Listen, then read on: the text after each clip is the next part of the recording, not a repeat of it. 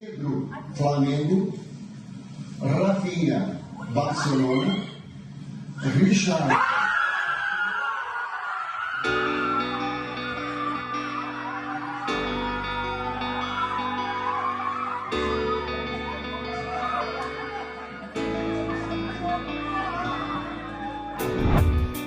Alexandre, Juventus, Alex Telles.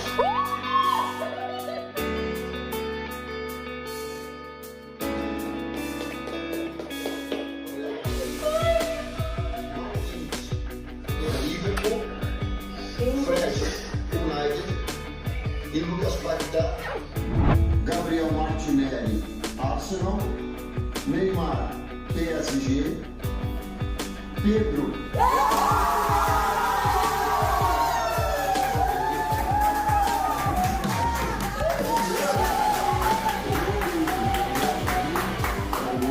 Distribuindo para vocês.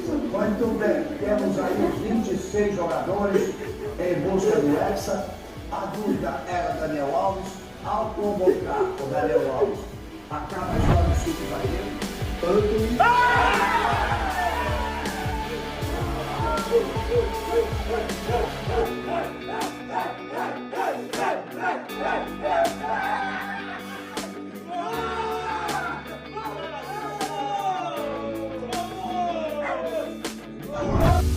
Anthony, United, Gabriel Jesus, Arsenal, Gabriel Martinelli, Arsenal, Neymar, PSG,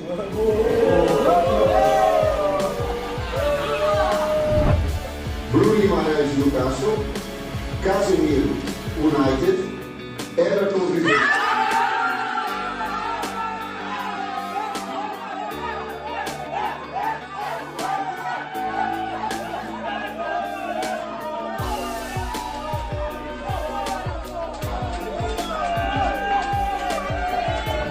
Alisson, Liverpool, Ederson,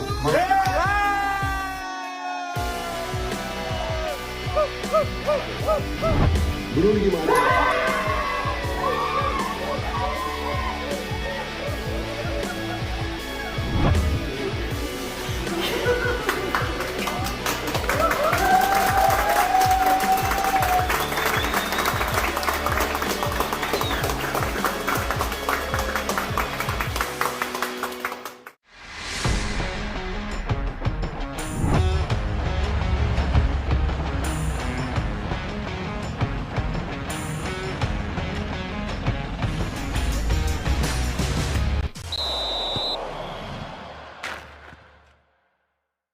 السلام عليكم.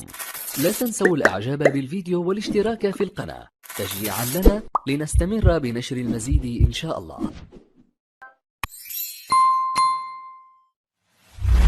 الشكل الجميل الرائع ده بكل سهولة والطعم بتاعنا مميز والطعم حكاية كالعادة.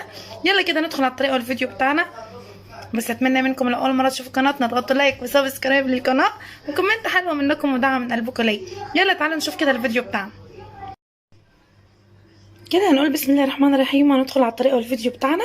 هنعمل اجمل واحلى بيتزا بالجلاش بطريقه سهله وبسيطه، والمكونات بتاعتنا سهله جدا جدا ومتوفره ان شاء الله في كل بيت.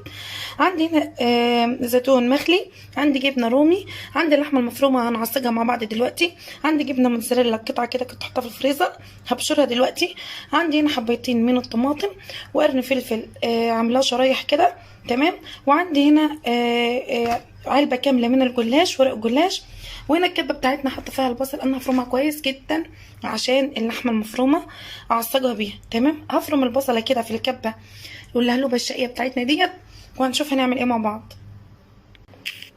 هنا حبايبي حلوين انا عصجت اللحمه عشان الفيديو ما يطولش، عملتها بدون تصوير اللي هي تعصيج اللحمه كلنا عارفينها، بس انا هقول لكم انا عملت ايه.